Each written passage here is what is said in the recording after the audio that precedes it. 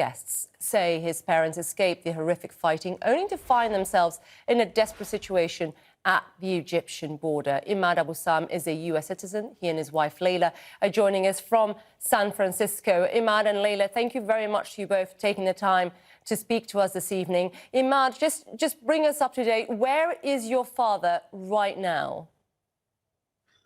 Right now, they are currently in the Argentine border on the Egyptian side. They are currently stuck. They can't get into the country. The Egyptians are denying my father access to enter Egypt so he can come back to America. And why are they denying him entry? Because your mother, from what I understand, your mother can go through, right?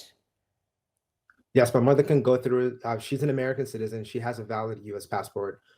En route, while they were fleeing Khartoum, fleeing the bombing and the heavy shelling, my father lost his valid American passport, and he didn't know it until he got to the Sudanese Egyptian passport.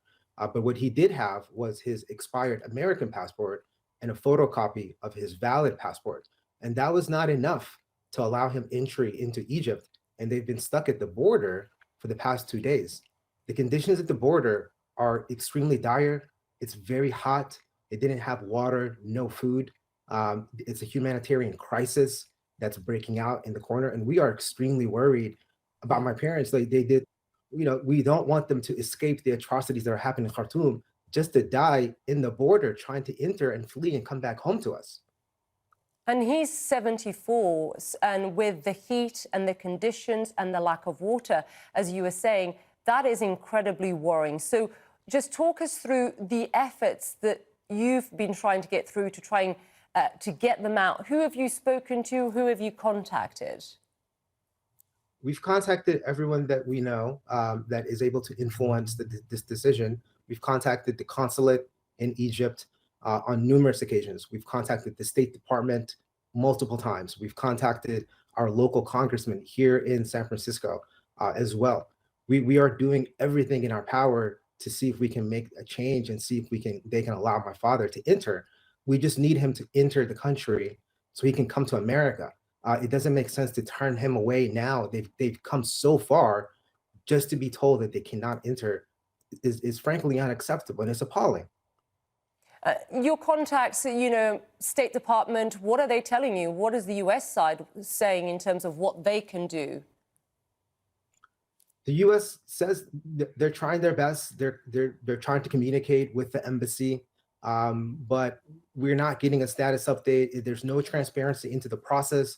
We've asked them multiple times, like, how long is this going to take? What are the steps that you're taking? Even if you were to get the approval, how are you going to contact, our parents on the ground? It's hard to get cell phone service to connect with them. So everything has just been up in the air, and it's frankly super confusing for us as much as our parents who are on the ground trying to survive. And Imad and Leila, when was the last time you spoke to a father? What conversation? What did he tell you? What did he sound like, Imad? He sounded extremely anxious, deeply worried that he might not be able to make it. He says the conditions there are dire. There is no food. He cannot take his medicine without food.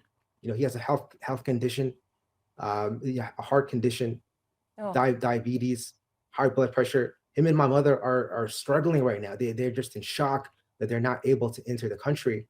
And they sound very desperate. They are very desperate right now. And your mother can cross, but of course, I'm guessing here, Imad, she doesn't want to leave him. It's hard to leave a loved one. It's hard to leave a 74-year-old man by himself in these conditions. So you're in a situation where really both yourself and your wife, Leila, you're kind of hitting your head against the wall. So what is your message here to the State Department? Our message to the State Department is to please help our fellow citizens out, allow these Americans to enter the country so they can seek aid, they can seek help, so they can leave Egypt. Our objective is not to stay in Egypt. We want to bring them back home. These are American citizens. We should do everything in our power to ensure that they're able to come back home. Please help us. And also to explore ways to cut the bureaucracy. We're just trying to understand how hard it is to contact the border to just communicate that he has a valid passport. So bureaucracy, it can't kill our family. And we're No. asking for assistance for others on the ground, for water, food, basic necessities. We understand UNHCR and others might be working to visit the border, but we're hoping they can act sooner and provide desperate supplies as soon as possible. You sound incredibly worried for his health, and for good reasons. It is very hot right now. There's an exodus of people leaving, aid organizations really struggling, a lack of water. We've seen it ourselves here, intermittent connectivity, trying to get to speak to people on the ground is incredibly hard. And I know your parents went there for a short amount of time, right, to Sudan, never seeing this coming, Imad. They didn't see it coming. As a matter of fact, no one saw this coming, which is extremely surprising, that no one was warned that there was going to be a war to break out and evacuate the country as soon as possible. Typically, there's at least a 24-hour notice for people to figure out a way to escape.